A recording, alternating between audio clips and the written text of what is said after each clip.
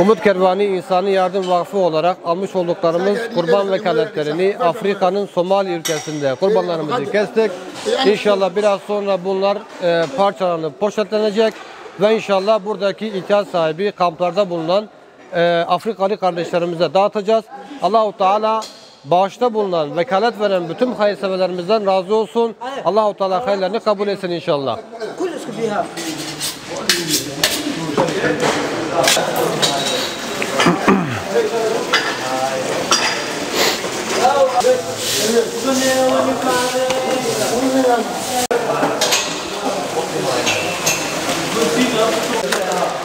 Mamuste.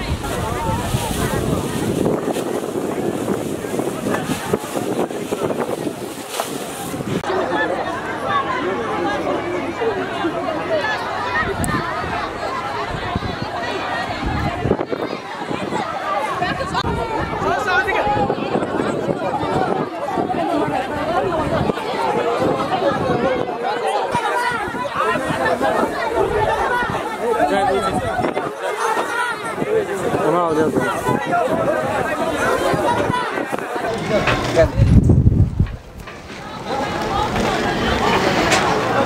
Selamun aleyküm. Hocam bir tane veriyorum. Bir tane.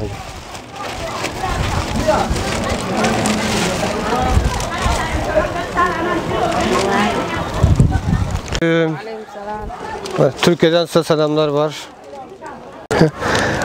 Al sana. Tamam, çok güzel.